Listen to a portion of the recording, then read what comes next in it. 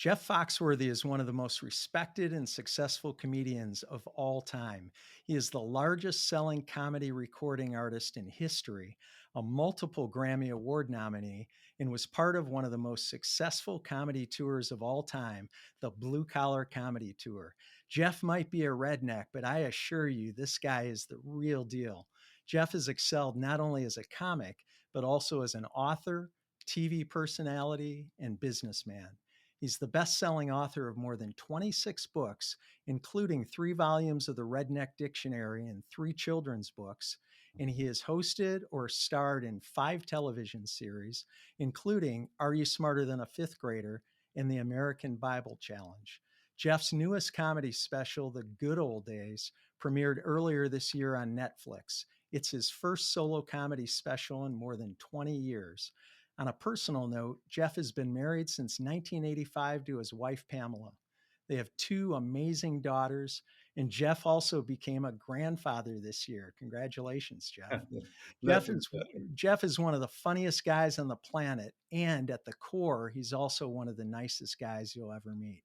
Welcome, Jeff, and thanks for joining us on Life Excellence. Oh, thank you so much for having me, Brian. I listen to that and it makes me tired. When you're in the middle of all of it, you don't think about it very much. Well, you're up to a lot of things, and we're definitely going to talk about many of them. Jeff, stand-up comedy seems like one of the most intimidating things in the world to do. I mean, I want to just get that right out of the way. There's a huge stage, and this is me looking at it from the other side, from the audience side. There's a huge stage, a microphone, maybe a stool with a bottle of water on it, and you. And the audience is focusing their entire attention on you. I mean, it's not like you're say, the French horn player in an orchestra and you're sort of hanging out in the back. And if people tilt a little, they can see you. You're front and center, and the spotlight is on you. I'm curious, what was that like when you first started out in comedy? The first night I ever did it, I was petrified. I couldn't eat that day. I couldn't look at people in the face, but a minute and a half into it, I knew this is what I wanted to do. And then in retrospect, when I look back, and I've been doing it 38 years now. I believe it's a gift. It's like some people have the gift of taking care of old people. Some people are, hospice nurses. Some people are work with rocks or with wood or with numbers. And I look back, when I was a kid, I would save my allowance and I would buy comedy records and I would memorize them and I'd go to school and do them and I'd get in trouble. But it never dawned on me that this was a career possibility. I just knew that I love to make people laugh. So the first time on stage, even though I was petrified, they laughed. And I went, oh my gosh, this is what I was made to do. And from that moment, I was working at IBM. I'd been there for 5 years. I kind of decided about a minute and a half into it. Eventually, this is what I'm going to do. I'm going to quit my job, and this is what I'm going to do. And how is it now? Are you ever nervous? Do you have anxiety? And when you get on stage and you hear that laughter, is it the same feeling as when you started 38 years ago, that everything sort of falls by the wayside and you feel at home and jump into your routine? I think I think I'm have more of a respect and more of a passion for it now than I did then, because you can never figure it out. And I think that's part of the allure to me. And by that I mean, if you're say you laid carpet for 30 years, after 30 years you would know, hey, this is how you do it in the corner. This is how you do it on the stairs. And you would have it figured out. And after 38 years, I usually write new jokes on note cards, and I'll go into the local clubs, the small clubs. I don't want to go on a Friday or Saturday because they're in a great mood. I want to go on a Monday or Tuesday where there's just a few people and try it out. And if you and I were walking in together and you said, hey, Jeff, pick the 4 jokes that are going to work the best, I would be dead wrong about 2 of them. After Mm. 38 years, I still don't know what they're gonna laugh at. Because sometimes you throw it out there thinking, "Oh, this is gonna kill," and nothing. And you're like, "Really?" And sometimes I have something I think, "Well, this is stupid," and I throw it out there, and people are beating the tables laughing, and you're like, "Really?" But that's what makes it interesting to me as a craft. It's like, man, you never get it down. It's I say, she's like the woman you can't figure out, which is part of what makes her so stinking interesting. Yeah, it's an awesome part of show business, and it's also this big unknown. As you were talking, I was thinking about movies, and there are millions and millions of dollars spent on movies that people who get paid a lot of money think are going to be really great, and some of them are, and some of them aren't. I Yeah. talked to a songwriter, a country music songwriter, and she said the same thing. They can sit in a room with really intelligent people who have been in the business a very long time, and they all agree that this song is going to be great and this song isn't. And they put it out into the marketplace, and the exact opposite Yeah. happens. It's probably maybe frustrating, but depending on the approach, it's if you approach it from curiosity and fascination, it's really interesting how it evolves from that note card into maybe getting through the small nightclub, and then eventually getting to a bigger nightclub, and then who knows, maybe even ending up on Netflix. Yeah, exactly. And I think you just have to accept, or at least I do, that the audience is always right. They're right. I'm giving it my best guess, but I'm going to be wrong a lot of the time and not let that frustrate you. And I enjoy the creative process. Like I'm in my office right now, and you see the shelves in the back, and they're kind of organized. On this side, there's this big, long, just wall-to-wall shelf, and within it, I've got a painting I'm working on, an arrowhead case I'm working on. I've got stand-up material I'm working on, a drawing so this is the creative side because it's cluttered, and and that's the other side, but I love the creative process, so you don't let it frustrate you. You're just like, the audience is right. So, be prepared to go in there and grind. And when it's good, it'll be good. But it may take some work to get there. Sure. Jeff, I don't want to pigeonhole you because you've achieved widespread success in comedy, television, and business, as I said. But where did the redneck shtick come from? And was that what caused your career to skyrocket? Well, what it did, it caused people to remember my name. That, Mm. when I became a full-time comedian, and I didn't realize it at the time, sometimes ignorance is bliss. I just knew my local community in Atlanta, but there were probably 6,000 people at that time trying to be a comedian.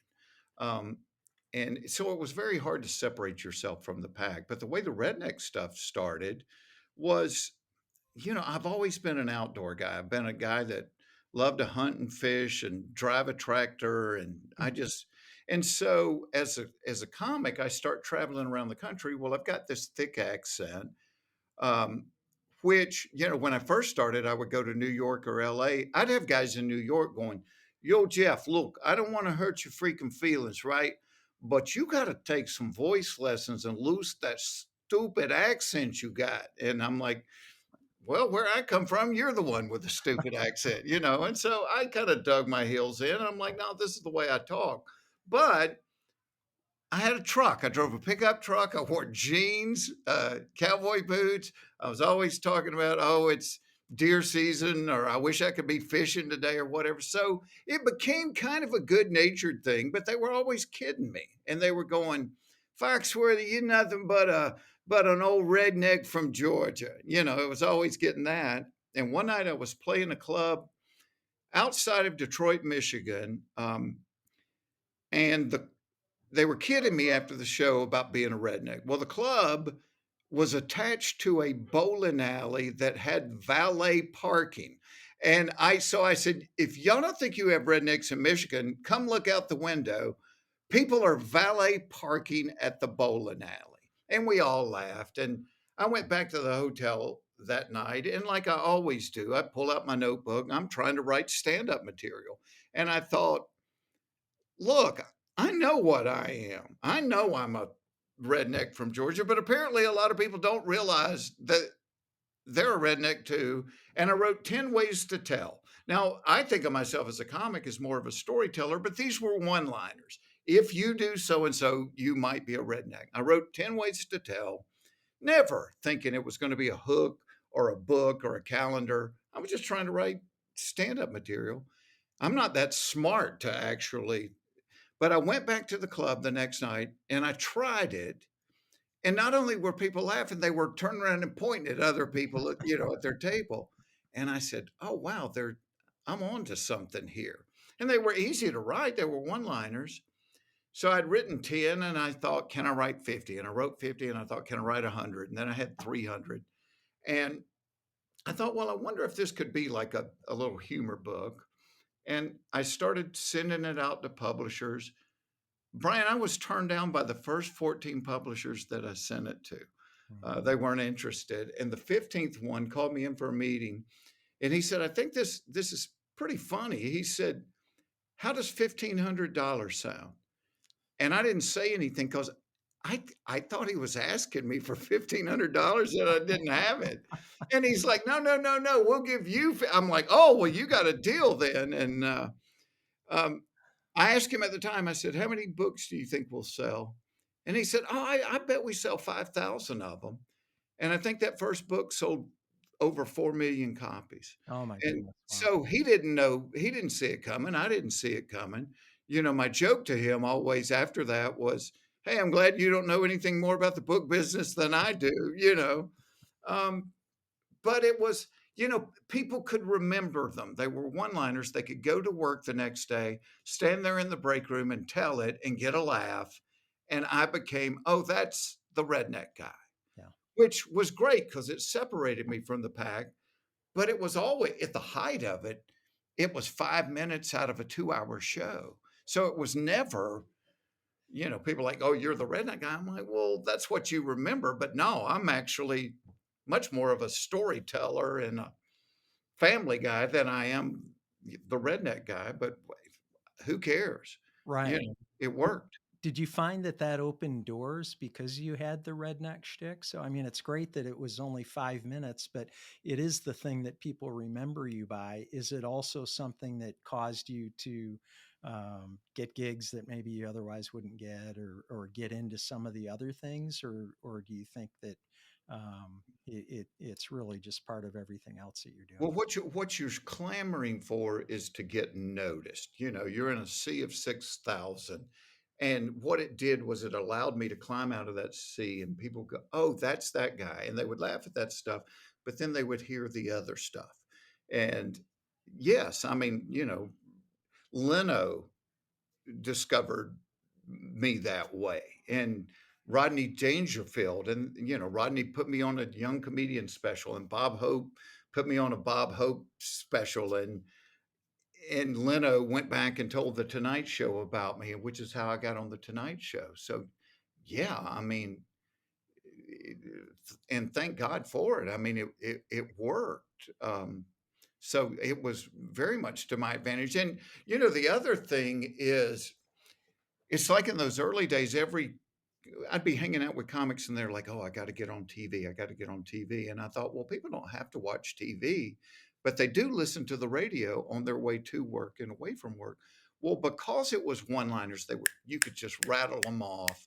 You could get a bunch of laughs. And literally, I lived in LA, my wife and I in a tiny little bungalow, and I would get up at 4 in the morning to do East Coast drive time at 7, and she'd sit there in the bed with a pillow pulled over her head, and because this place was so tiny, and I would do 12 to 15 radio shows every single day. I'd get up, before 4, and I'd do East Coast, then Central, and then Mountain, and then Pacific. I would just work my way across the country doing radio because to me, it was like every day just trying to make somebody more aware of who you are.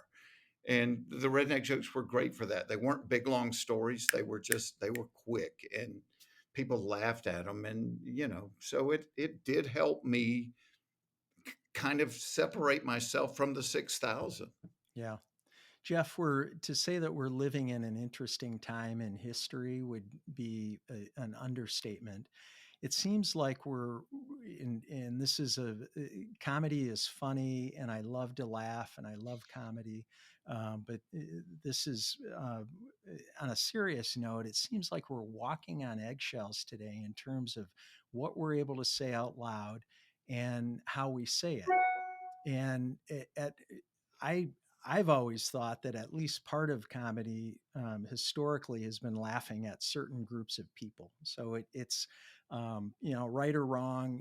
It's often at the expense of somebody else. Sometimes it's self-deprecating humor, but other times it's directed at certain types of people, whether it's women or certain ethnic groups or fat people or thin people or tall people or short people.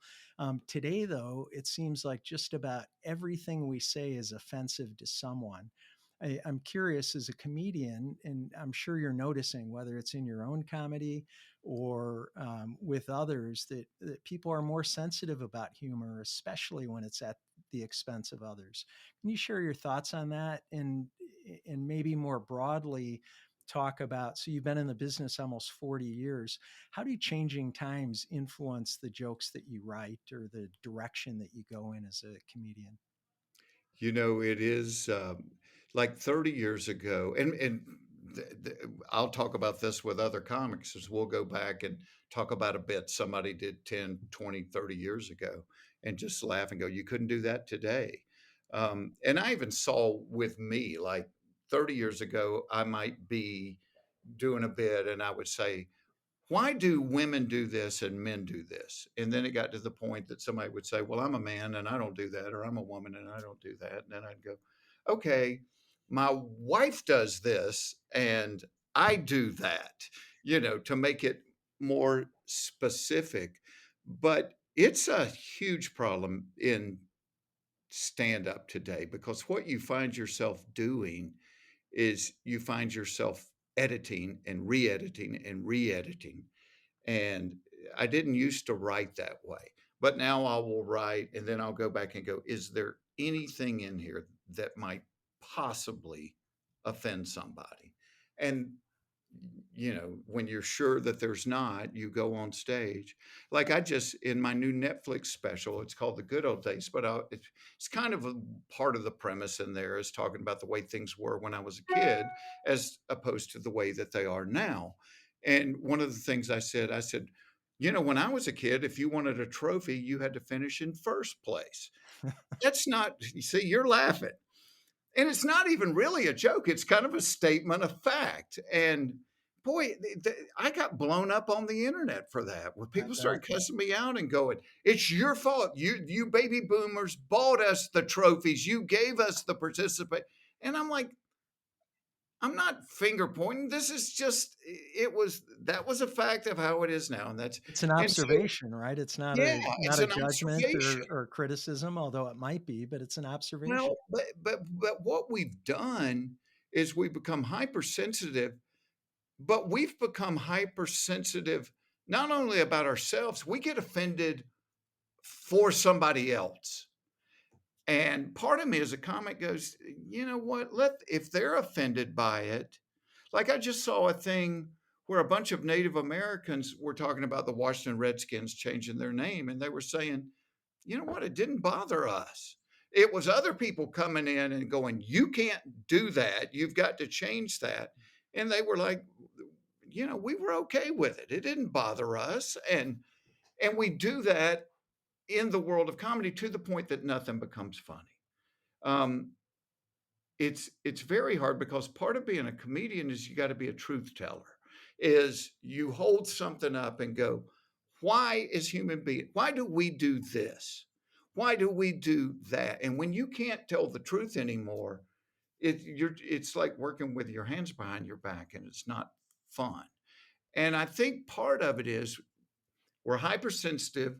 We're hypersensitive on the behalf of other people, but even deeper is I think now we have such a need to be right. And when you have to be right, that means that the other person is wrong. Right. And when people have to be wrong within a conversation, they quickly become disinterested and they leave the conversation.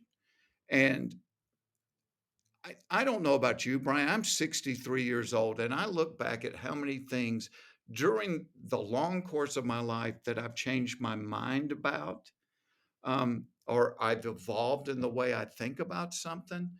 And I don't like to engage in conversation where I start off from the position that I'm wrong. Um, and maybe some of it is perspective. Maybe from my perspective, this is true, but from your perspective, it might not be true. Okay, well, we can engage in conversation about perspective. But if you're just going to tell me that I'm wrong, I want to leave. And so, the two of the big words now are tolerance and diversity. I'm all for that. Being tolerant of somebody being different than you are and people being diverse. Lord knows, you know, when I thank God for the things he gives me, one of the things I thank him for is that he's so unbelievably creative. He doesn't run out of ideas. And so he doesn't want things all alike. He loves things diverse. But if the minute somebody doesn't agree with you, or if they vote differently, or if they think differently, you want to shut them down, you want to put them out of business and ruin their life. That is neither tolerant to differences in thinking, and it's not diverse. You want everybody to think like you do. And so I just think we've got to figure our way out of this. Nobody's got life figured out. We're all weird in our own little way. That's kind of what I've been playing with as a comic is we're all weird. I'm sure in the course of your life, you do some things that I would look at and go, oh, Brian's a little weird about this. But you would look at me and go, well, Jeff's a little weird about this. So it doesn't discredit you as a man or a human being or me. It's just, hey, that's the way we are. And that's called diversity. You're weird about this, I'm weird about that. And Sure. we have to get to the point that we accept that about each other. Well, and I think one of the ironic things is that going to a comedy show is trying to get away from a lot of the things that you've been talking about. I mean, I think in some respects the world has gotten too serious. It's gotten out of hand in the way people not necessarily think, but the way they judge. And I mean, everything you so eloquently described. And so, one of the things that comedy does for me is gives me relief from that.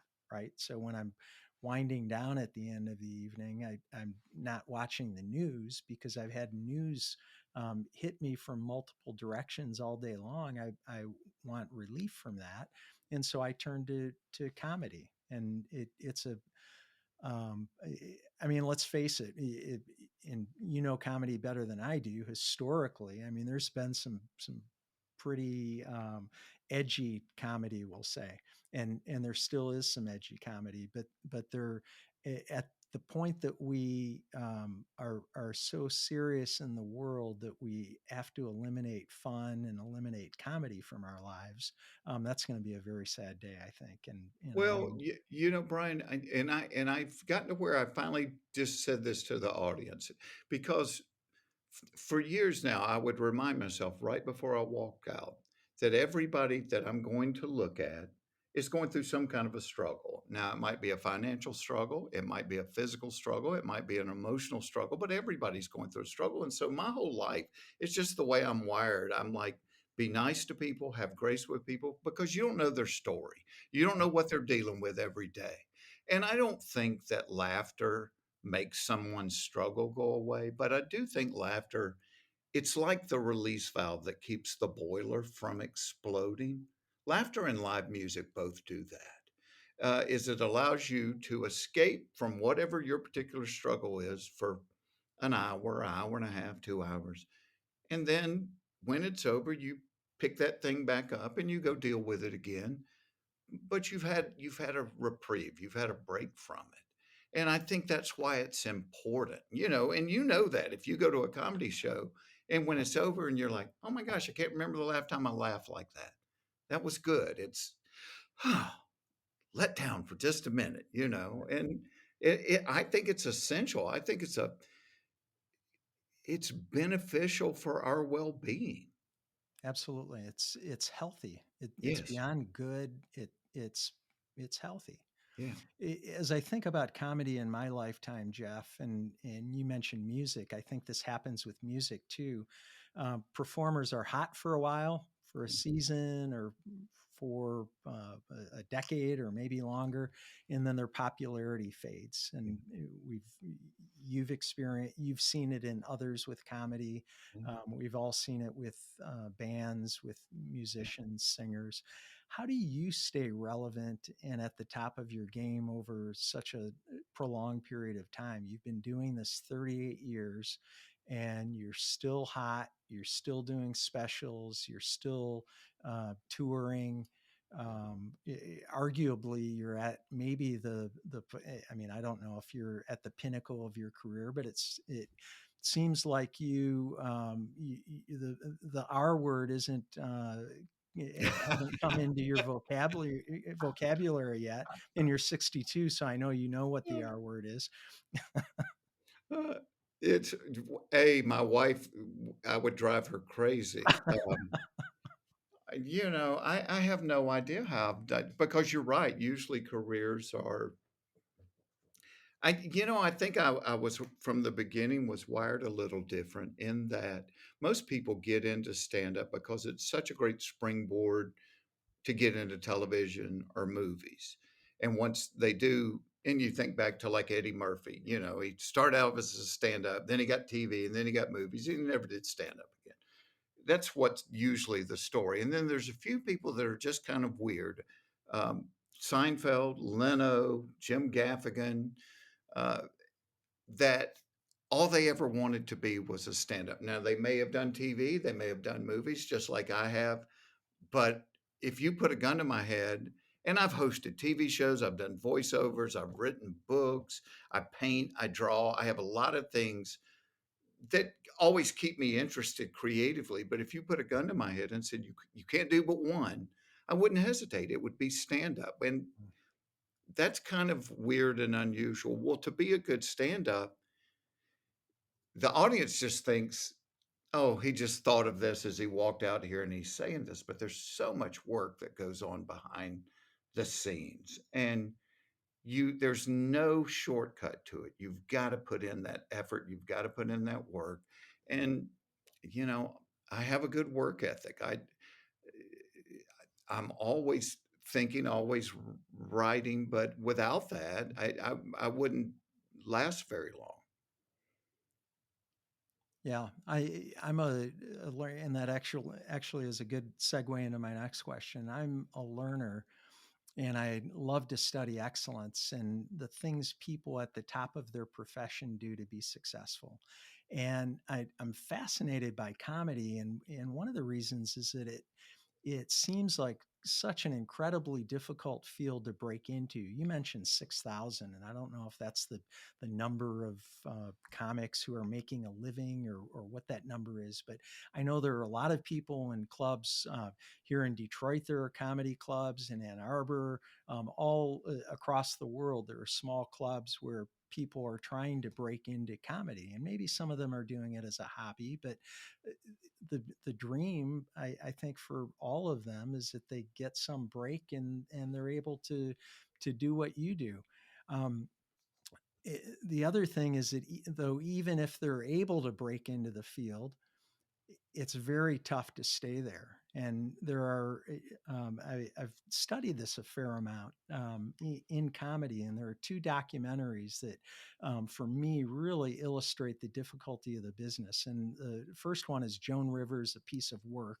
I don't know if you saw that, but I remember one part of the show where she gets off this plane at 2 o'clock in the morning in the middle of Wisconsin in the dead of winter, and she's schlepping her own bags, and she's got, I, can I say she's a woman, so she has more luggage than you do probably. She's Well, that's the case in your house and my yeah, house. right. She's schlepping all of her own stuff through the Potawatomi Casino or wherever she is in Wisconsin, so she can check into her room and get up the next day and do a show. And again, it was 2 in the morning. She had done 2 shows, jumped on a plane, went to Wisconsin, needs to get some sleep so she can get up and do it again. And she was in her 70s at the time. And the other documentary was Jerry Seinfeld, comedian.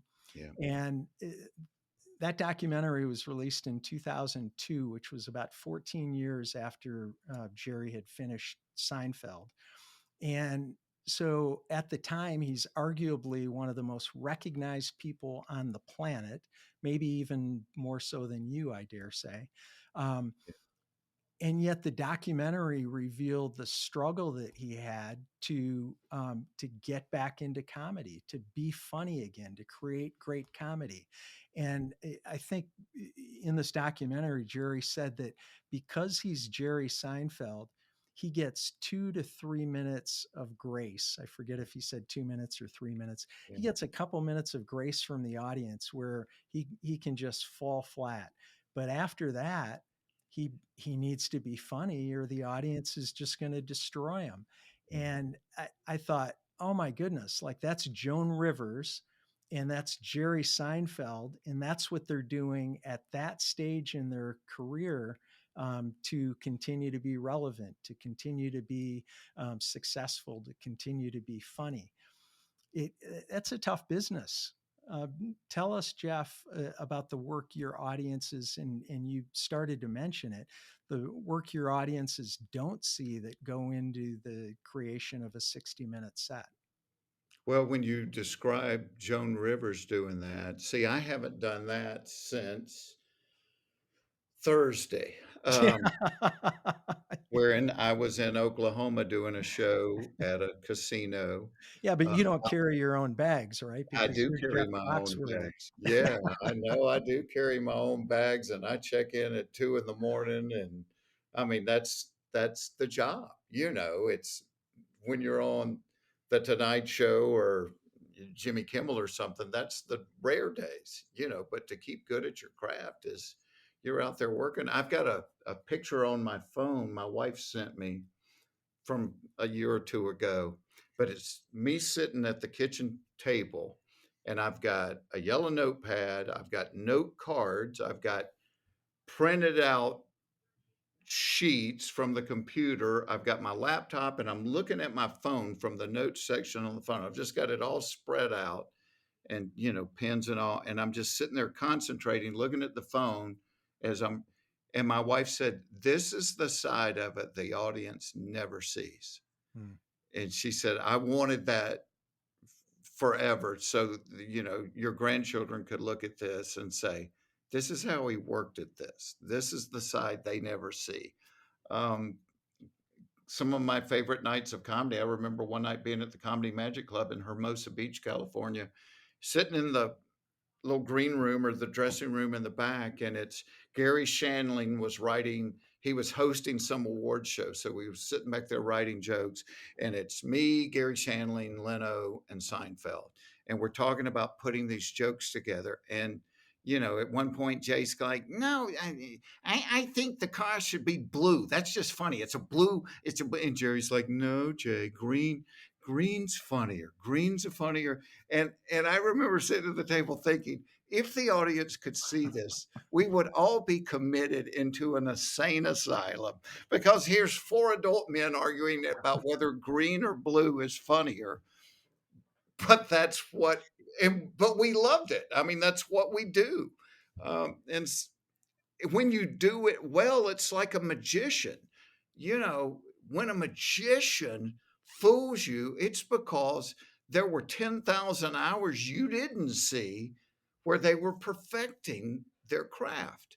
You know, it's like someone that's a motivational speaker. You know, they don't see the behind the scenes thing. And same thing with comic. When you do it well, it looks effortless. It looks like, hey, I just thought of this. Um, Both of those are great documentaries because they're the truth. There's another one a friend of mine did, Jordan Brady, called I Am Comic, that kind of shows how hard it is to develop material and then the lifestyle that goes with it. You know, I had my whole goal when I started, and young people may not understand this, I wanted to be on Johnny Carson, and I knew Johnny wasn't going to work forever. And it was kind of the known thing. It took you 10 years to be good enough to be on Carson. And I'm like, Johnny's not staying 10 years. I have to do it in half of that. I got to do it in 5 years. And I literally, Brian, I did, I had did 8 years in a row. I did over 500 shows a year. Wow. So what that means is like 2 on a Friday, 3 on a Saturday, and running from place to place. But it was kind of the Malcolm Gladwell theory. If you want to be good at something, you got to do it for 10,000 hours. And so that was like, you know, I wasn't going to hang out in New York or LA. I was going to be in Des Moines, Iowa, where I could be on stage on a Tuesday night and twice on a Friday and 3 times on a Saturday. And then the next week I was going to go to Wisconsin, and then the next week down to Arizona.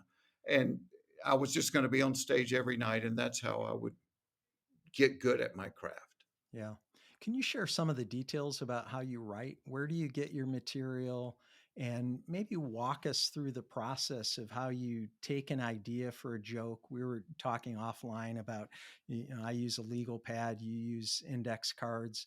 And how do you take that idea that's on a index card and develop it into a bit that eventually becomes part of a Netflix special or part of a comedy show? It usually starts with a very small thought, like I love my wife to death, but no matter what I tell my wife, it's kind of I call her Curious George, because no matter what I tell her, um, she will come back, and it doesn't usually take but just a second or two, and she will have questions that I can't answer. And because I don't know if it's me personally or if it's more generally with men, I don't need as many details to share information. And so I started with that thought, say that, oh my word, I can't, I know no matter anything will tell her that I've learned today, she's going to have questions that I can't answer. And so that was the premise. And then I thought, all right, what is an example of things? And I thought, well, maybe if it's, you know, and so pull out the notepad. Maybe it's something somebody told you at the grocery store. Maybe it's something somebody texted you. And so I'm like, okay. And so the joke was, women always have more questions than men have answers to. Um, and I said, one day I get a text. The text says, please pray for Tom. He was in a bad wreck, which might be the kind of thing that you would get a text about. I said, I walk into the kitchen. I'm not laughing about Tom being in a wreck, but after you finish, I'm going to tell you a story about that. That's why I'm going to laugh all the way through you talking about this particular joke. So I'm on the note. I'm on the notepad, and I'm like, okay, I got a text that said, "Please pray for Tom. He's in a bad wreck," which might be the kind of thing people would text you just on the fly. Hey, pray for Tom. I just found out he was in a wreck. I said, I walk into the kitchen, and I find my wife. I said, hey, I just got a text that said, please pray for Tom. He was in a bad wreck. Meaning, I want to share this information with you. So and I said, she looked at me and said, was he driving? There's the question, that, I said, I don't know. I got a text that said, please pray for Tom. He was in a bad break. Were Carol and the kids in the car with him? I don't know. I just got a text that said, please pray for car. Were the people in the other car hurt? I'm like, I don't know. I just got a text. Did they even have insurance? I don't know. I just got a text. And so I just made it go on and on. Well, once I had here's the premise, and she's always got more questions. Here's the example, and I write, and I may play with different examples, and then I just start writing the questions, and and so the way I would write is, if somebody was in a wreck, what would you want to know? You'd want to know, were they driving? Were other people in the car with him?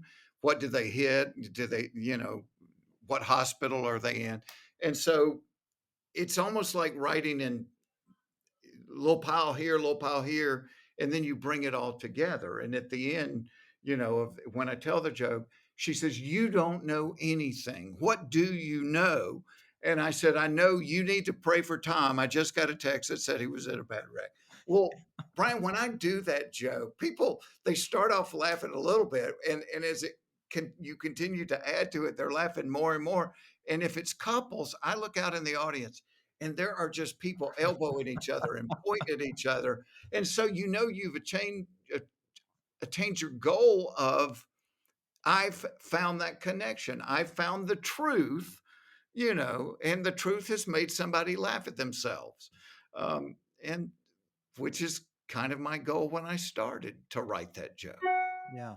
And so not to get too deep into that particular joke, but you mentioned the questions. So the 4 questions that your wife asked. Yeah. When you're rehearsing that, when you're in a small club trying it out, are you varying the questions? I mean, does it get that scientific, or how does that Yeah, kind of yeah, mm, like I just did a new bit about, I said I knew, one of the things I learned during COVID was, I'm not qualified to be the only person my wife has conversation with, because she not only can talk 3 dogs off a meat wagon. She's uh, what they call a verbal processor, meaning as she's thinking, it's coming out loud, and so you're just getting and so I literally, I wrote this long thing of all these things she was asking me, just as rapid fire as I could do it. And I found in the little club, when I started out, I'm like, it's too long. I've carried it out too long. So I've got to shorten it up. And then I started listening to what's getting the response as I'm going through these questions. And like I did and I'm very fortunate, like I did a joke 15, 20 years ago about um, the side effects. You see these medicines advertised on television, and the side effects are always 50 times worse than whatever the drug's supposed to cure. And so I literally, Brian, I took a yellow notepad and I wrote just bizarre side effects: nausea, vomiting, water weight gain, lower back pain, receding hairline, eczema, seborrheic psoriasis. And I mean, it was crazy stuff like warped floors, cluttered drawers, low resale value on your home. They were all side effects of this drug. And I got to where I could just roll them off. And people say, "How do you remember that?" It was like 60 things in a row. And I have this ability. I said, "Well, I can't even take credit for a good memory." I said, "I can see the paper. I can see the piece of paper that I wrote it on." And so all I'm doing is reading the piece of paper. mm, I can literally see it. And so I'm just going down the paper, just reading them one after the other. Um, but that was kind of like the same joke as the um, my wife talking, or even the questions. It's, you play with it and you find out what's the right length for this. What are the things people are responding the best to? You have to be an observer. In that case, audibly, as you're telling it. But I one time I was interviewing Bob Newhart, and I said, "You have the ability, you have a gift in your arsenal I wish I had." I said, "You can get a laugh without saying anything. It's just that pause and that." And I said, "Man, I wish I could do that." And he said, "Well, I stole that from Jack Benny." Jack Benny was the guy that did that originally. He yeah. said, "And that's what comedians are." He said, "We're like magpies, is we sit on the gutter on the edge of the building and we just observe. And when we see something we like, we fly down and we pick it up and we bring it back and we put it in our pile." And and so I'm an observer of life, and I've always got the note cards. And somebody will say something, "Oh, well, that's kind of a funny combination of words," or "That's kind of a funny thing," and I'll write it down and I'll stick it in my pocket. And then I come home and I spread them out and go, "Oh, I like this, I like that," and I was at a thing, and if you're a fan of comedy, there's a new place that was just voted best new museum in America. It's called the American Comedy Center in Jamestown, New York. It's an hour and a half drive from Buffalo, middle of nowhere, kind of like Cooperstown is. But once you get in there, unbelievably, and it's all about comedy, whether it's TV shows, movies, or stand up, but it's about the creation of it and the influence of it. And it's just, I could have stayed in there for a week just because they had George Carlin's archives and he's putting jokes together the same way, or Rodney Dangerfield was putting jokes together the same way. And so it's a wonderful kind of an insight into the whole process. It's a study of the craft. As you were taught, you mentioned Dangerfield. He was another good one for not having to say anything, right? Just the way he Oh my looked. gosh, Or, just he, the tightening the tie, it would get a laugh. That's right. That started in the beginning before he even said anything. I have to tell you, and my wife will kill me for doing this. We didn't rehearse this, right? Jeff, you and we didn't No, rehearse this. no. I wouldn't have brought it up had you not brought up the text about Tom having been in a wreck. Yeah. But I have to tell you, you and I met last year. I think it was in late in the year. I think it was in November, and you told that joke. That was the one joke that I came back, and we had access to the video for a little bit, and so I couldn't wait to show my wife that joke. So, and I laughed harder than she did, but she appreciated it. Well, as time went on, things would come up like the text, and I would share something, and my wife Heidi would ask a question that I didn't know the answer to, and I would say, I don't know. And then she'd ask another question related to the same thing, and I'd say, I'm not sure. All I know is, and then I'd repeat, sort of just like you did the joke. Well, this happened about 3 or 4 different times, and finally I started saying, I'm going to call Jeff, or I'm going to give you Jeff's number and have you call Jeff. Maybe he'll know the answer, and then that puts an end to the conversation. But it's so You that was you know fun. what I say, Brian, when it happens with us, and let's say I say, "Hey, I talked to Larry today, and he said their grandson was gonna go to this school." And she will say, "Well, did he look at other schools?" And I look at her and I go, "Please pray for Tom." He was in, Yeah, and so that's my answer to her. Please, I don't know. I've told you I all like I it. know. I He like told me their grandson was going to Georgia Tech. That's all I know. I like it. We all have our own way of bringing that conversation to an end. Mine, at least for a while, is going to be, I'm not sure. Call Jeff; he might know. Yeah. Jeff, one of the things that I try to do on this show is identify the qualities that cause our guests to be successful in their chosen profession. So the show is called Life Excellence. And then what I try to do is take that and then translate it into tips and strategies that all of our listeners and viewers can apply in their own lives universally. What are the traits that it takes to be successful at the level that you've been able to achieve as a comic? What is it that Um, sets you apart I from? I love I'm a comic, so it's a premise, the premise behind your podcast.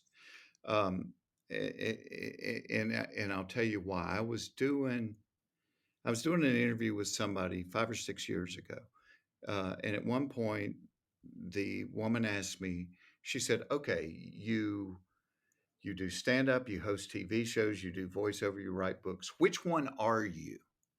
And I went, "Oh, that's kind of a different question. I've never."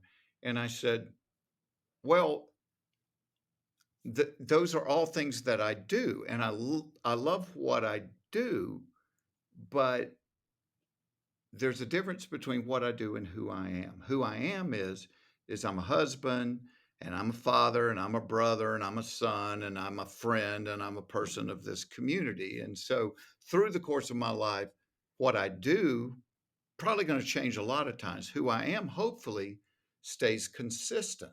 Mhm. But and this is what I love about your podcast here is as a child, my dad left when I was 9 years old. My dad was married 6 times.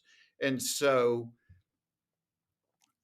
I grew up without a dad. And so I didn't know how to be a good dad. I didn't witness it firsthand. But as I was preparing to become a father, and maybe it's the comic in me, just the observing, as I looked around and I would find people that were really good dads and I would just go pick their brain. And I would go, okay, I didn't have this as an example, but help me here. What does it take to be a good dad? He was married 6 times. He wasn't a good husband. And so I would look at people that had good marriages and I would say, what do I need to do to be a what do I need to do? I have an aunt and uncle that have just lived a beautiful life. And almost at every decade, I've written my aunt and I said, tell me what I need to know for my 40s. Tell me what I need to know for my 50s. Tell me what I need to know for my 60s. And so when excellence is the goal, you need to pick the brains of people that are good at what it is that you want to do and what you want to know. I had a friend, I have a farm in Georgia, and a couple of years ago, he was bow hunting and he hit this beautiful buck and he couldn't find it. Well, we found it out walking in the woods, found it 2 years later, and it had been gnawed on by squirrels and it had faded and it was in pretty rough shape. But I knew a guy that restored antlers in Iowa. So I called him and I said, hey, I want to do a surprise for my buddy. Teach me how to restore antlers. He said, well, it's a complicated process and takes a long time. I said, I don't care what I'm willing to take the time. I want to know how to do it. And, but I went to somebody that was really good at it. And I have restored these things. I just took it to the garage or I would show you, but I'm really proud of it. It turned out beautifully. And it took forever to do it. But I think that's the point of what you're trying to get across here. I'm a learner. My wife says that. She said, like, about a decade ago, I got interested in looking for arrowheads and Native American artifacts. Well, I want to know everything about them. So I sit there at night and I read books about it, or I go online and when did these people live? Where did they come from? What did they use this for? Um, I have that hunger to know stuff. But so much of it applies to my life. I am a good dad. I mean, if it was on my headstone, I'd rather it say he was a great dad than he was a great comic because I worked at it. I spent 15 years of my life. I would fly back home every night after a show. I may not get home till 2 or 3 in the morning, but I'd get up at 6 and I'd take my kids, I'd drive them to school and I'd sit there and talk to them the whole way. And then I'd go pick them up. Then I'd get back on the plane and I'd fly to Milwaukee or I'd fly to St. Louis. And I told my wife not long ago, I said, I don't think I slept for 15 years, but it was to be a good dad. It's that time. Kids don't want quality time. They want quantity time. They want all your time. And so it was like, I'm going to spend every moment that I can spend with my kids. Well, now they're grown and they call or text me every day or they come over every day. It's, but I'm reaping what I sowed 20 years ago, but I picked the brain of guys that were good dads that said, hey, you need to be there. You need to be there when they're going to school. That's when they talk. You need to be there when you pick them up from school. You need to hang out with their friends and see who their influences are. Same thing with being a husband. As I pick the brains of guys that, and they may be grocery store flowers. I buy my wife flowers every week just to Oh, say, hey, after 38 years, you're still my girlfriend. I'm still wooing you and dating you. And, so I didn't have an example of what it takes to have a long and happy marriage, but I picked the brains of people that that had one. And so I think for the people that are checking you out, and I'm kind of like that. If somebody comes up to me, somebody young, and they want to talk about comedy, if they've got a passion about it, and if somebody goes, "Hey, I don't want to quit my job, but how do I be a comedian?" I'm not very interested in talking to you. But if somebody says, "I just feel this in my soul, and I think about this when I'm lying in bed, and what does it take to be a comic?" I'll give you all the time in the world. I'll tell you what I know, and it may be a different environment than when I started. So I like people that want to know how to be good at something. Well, and I think most people are like that, right? They want to help other people. People who Yes, are successful are happy to help others to be successful. I think one of the things that happens is we're afraid to ask sometimes, right? We're afraid to approach people, and it doesn't have to be, a celebrity, a big time comedian. It can be just people around us, and we're sensitive to their time. We're sensitive to the demands. If they're successful, they're usually busy people, and so oftentimes, even when we have access to those people who could help us, who could mentor us either informally or formally, we don't do that because we don't ask. I mean that. I think you're exactly right. And if somebody is good at something, part of the reason they are good at it is, I would imagine in most cases, is because they had a passion for it. And when they see someone else that has that passion but not that experience, I have an attraction there. It was like, yeah, 38 years ago, I was you. I didn't, I didn't know, and God bless Jay Leno sitting in a Waffle House with a kid that was an amateur night comic, and Jay was probably the top road comic on the road. And he would sit there and go, if you work clean, you'll always work. You can work anywhere. And your goal should be to write one new minute a week, and I'm just writing down what he says and I'm picking his brain. And I look back on it now and go, man, what a cool guy that he took the time to sit there with somebody that didn't know what they were doing. And he said, and man, some of those things he taught me are still with me today. Jeff, I mentioned in your intro that you recently added grandpa to your list of accomplishments, and I know family is important to you. I have to ask you about your grandson for two reasons. One, because I know this is a new blessing and a wonderful new season in life, not only for you, but also for your family. And second, because my youngest daughter is expecting our first grandchild. And so I want to learn. This is a mentoring opportunity. I want to learn from a new grandpa what to expect. I'm going to tell you, remember before you had your first child, and people would say to you things like I will tell somebody expecting their first child, sleep now. You're never going to sleep the rest of your life. Sleep now. Um, and you thought you knew what it was going to be like. And then you look back and went, I had no idea. I thought I knew, but I didn't. I'm going to tell you right now, Brian, you have no idea how this is going to touch your soul. I had no idea I had this much untapped love inside of me.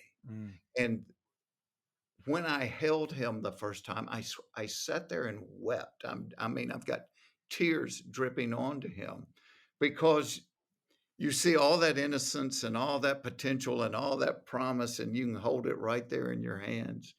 And and the joke is he's a year and a half now, and I will hold him and I will tell my kids, I love y'all, but I don't love you near as much as I love him. I love him more than anybody in the world. I didn't know I was going to love him this much. I don't love anybody this much. Um, and you see, it's like when you mentor. I'm a visual person, but I always see it as like a relay race, and I've got the baton, and I'm handing it to you. And I've got a picture on the wall here, signed by Buddy Hackett. When we met him, he signed it and he wrote to Jeff, grab the baton, Mm. meaning my time's about over at this, and you need to carry stand-up comedy for a while. So I'm always eager to help somebody carry the baton. And I think within a grandchild, that's what you're seeing is, hey, after I'm gone, there's part of me, this new little creature there's part of me that's still gonna be here, and, you're gonna love it so much.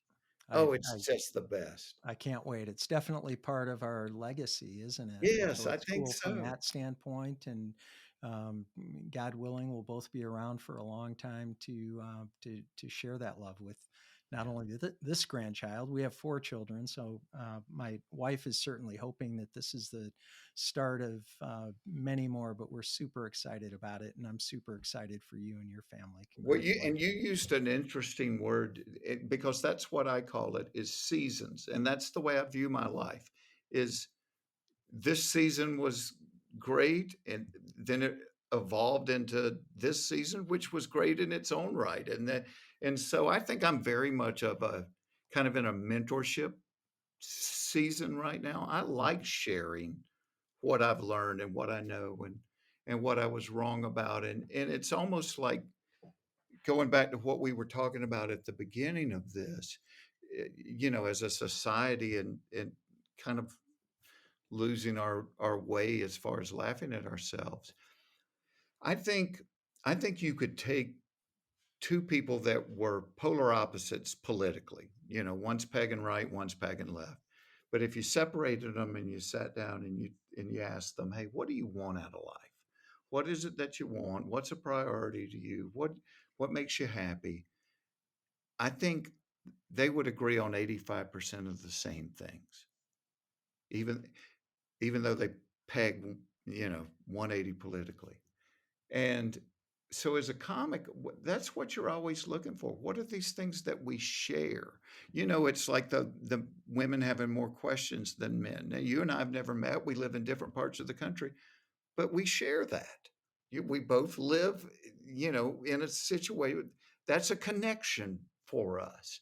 And so as a society, I think we really ought to celebrate that 85% that we share together and celebrate the 15% that we're different, and where we're at now is we kind of just fight over the 15% that we're different about, with it never acknowledging the 85% that we're alike, that we share.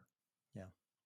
And I think that's true not just in our country, but globally. I've spent a Yeah. lot of time in places like Haiti and Zambia, and um, uh, traveled on vacation to lots of places. You have too. And one of the things you learn very quickly is that people are, and I'll use that 85%. People are about 85% the same, Yep. at the core. Right, so they live in different places,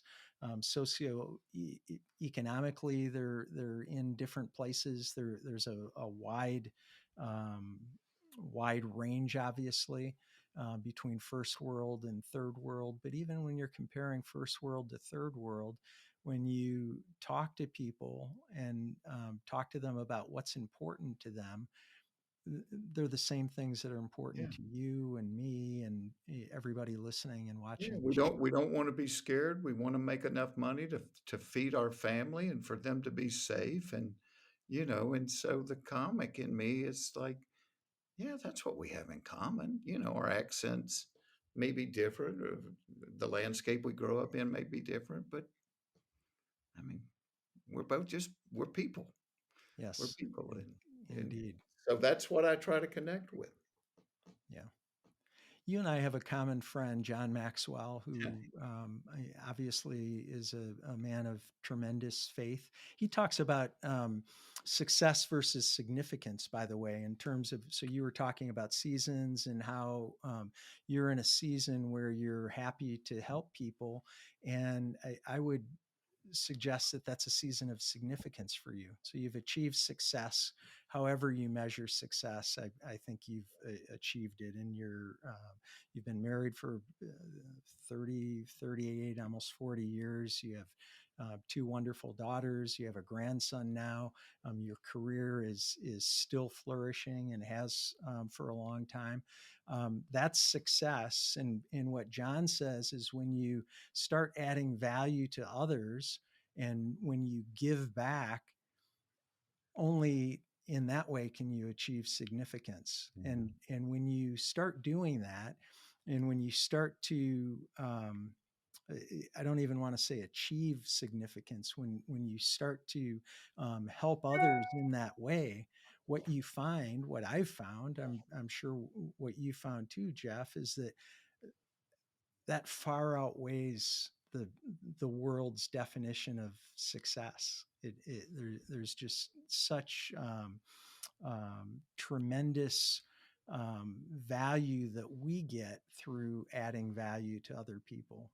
Whether, again, it's pouring into your wife, pouring into your daughters, pouring into your grandson, like I know you're going to do, mentoring others about comedy or about life. Um, that for me, that far outweighs the car that I drive, right? Yeah, and You know, it's, and I think John has touched on this in the past, but I tell my kids, I said, when you look at other people and you look at their lives and you go, man, that's a good life. That person has an attitude that I admire. They live their life in a way that I admire.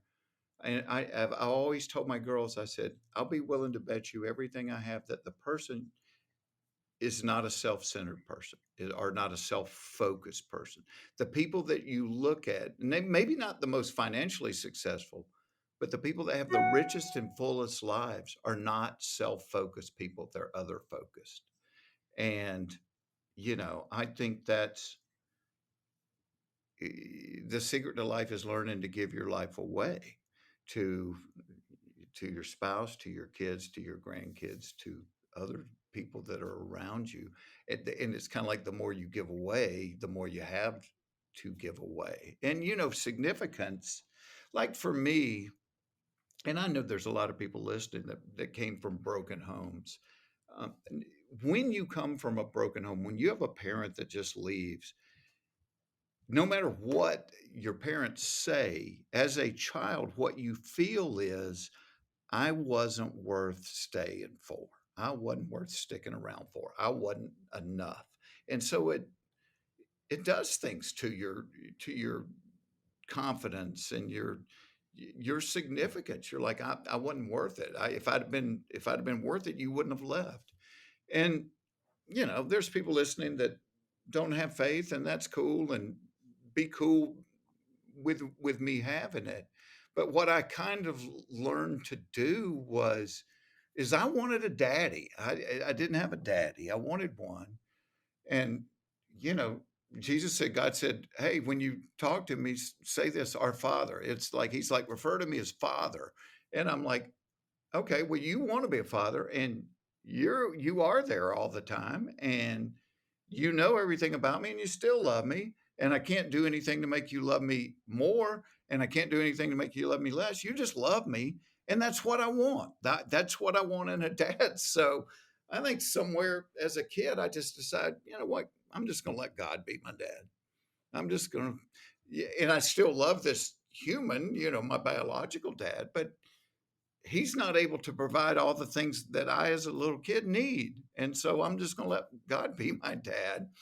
And what God said is, you are significant. Not only am I significant, but everybody is significant. yes. And so, you know, Brian, for 12 was stopped during COVID, but for 12 years, I'd get up at 5 in the morning on Tuesdays and I'd go downtown and lead a small group with homeless guys. And it started with me and 12 guys. And over the course of a decade, it grew to 20 something leaders and 300 homeless guys because I met a guy that was living in a homeless shelter. He was a young kid. He was 21. And I said, I want to know people's stories. And I said, why are you here?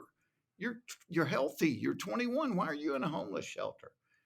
And he said, well, it was me, my brother, my mom, and dad. And when I was 11 years old, my mom killed herself. He said, and 2 years after that, my brother killed himself. And then it was just me and my dad. In my second year of college, my dad killed himself. And he said, I I couldn't hurt anymore. So I started smoking crack. And I flunked out of school and got fired and got kicked out of my apartment. And now I'm on the streets. And I sat there and I looked at him and I went, hell, dude, I would have started smoking crack too. I lost everybody in my family. And so then he wasn't just a homeless person. He was a guy. He was Jason that had had bad things happen to him, and you realize Jason is significant. He's just numbing an overwhelming hurt. And so that kind of totally changed the way I looked at homeless people. And the more of them that I got to know and the more of them that I kind of walked through life with, almost all of them, something bad had happened to them when they were young, that the hurt was so great that they started numbing and they were unemployable. And so the drugs or the alcohol was just the symptom. The problem was that hurt.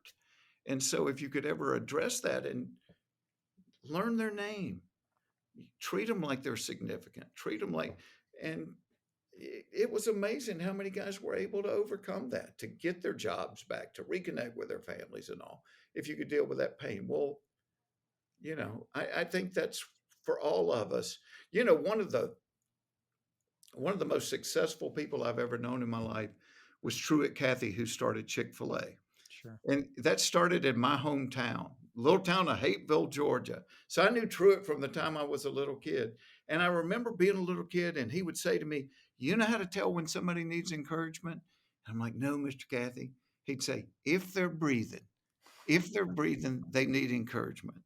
And man, it just stuck. And so my whole life, whether I'm dealing with the cashier or the waitress or the salesperson, or it's I try to encourage them. Say something nice, say something positive, and you know, create that significance for them. And I think that's what John is talking about.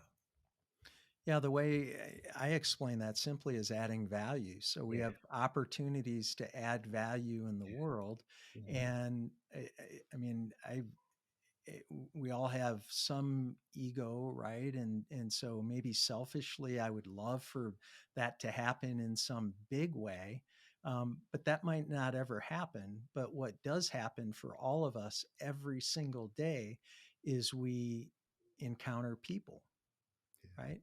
And every single encounter is an opportunity to add value to a person. yeah, So whether it's encouragement with words, or it's a smile, or it's calling, you're in hotels and hospitality venues a lot, and people wear name tags, and so I'm guessing that a lot of the time you glance down as you're talking to them and look at their name tag, and you use their name when you're talking to them.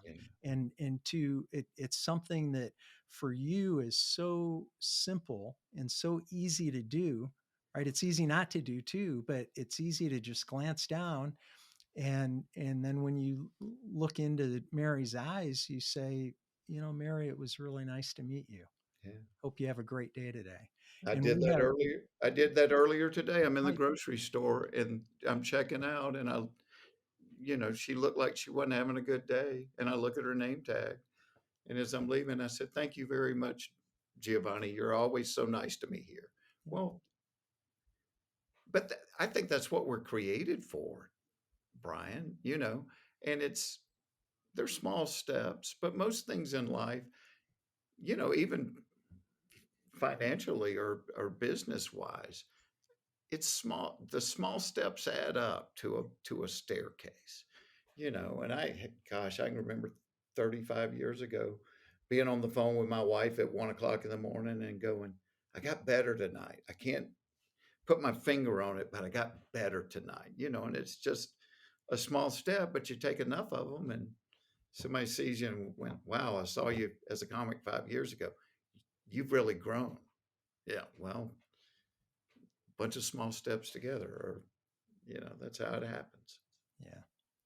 Jeff, this has been great. Thank you so much for being on the show today. And even more, thank you for giving us the gift of laughter. Uh, Laughter is, like we were talking about earlier, truly good for the soul.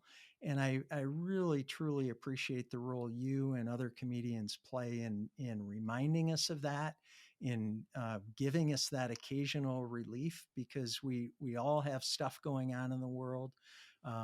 We don't know what other people are facing, but we all have stuff. And so to get a little bit of reprieve from that is a wonderful thing. And you have devoted your career and your life to giving people that relief, to making them laugh. And I really, I appreciate you for that. And I'm so grateful that you came on the show today. Thanks Oh, so I've much. enjoyed it, and it has been a joy and an honor to be a comic. I still am very humbled that this is what I got to do for a living, and I don't take it for granted. So I appreciate your words. God bless you, my friend. Yeah, he does every day. Thank you, Brian. And to our audience, thanks for tuning into Life Excellence. Please support the show by subscribing, sharing it with others, posting about today's show with comedian Jeff Foxworthy on social media, and leaving a rating and review. You can find out where Jeff will be making people laugh next by checking out his tour dates at jefffoxworthy.com. And you can learn more about me at brianbartes.com. Until next time, dream big dreams and make each day your masterpiece.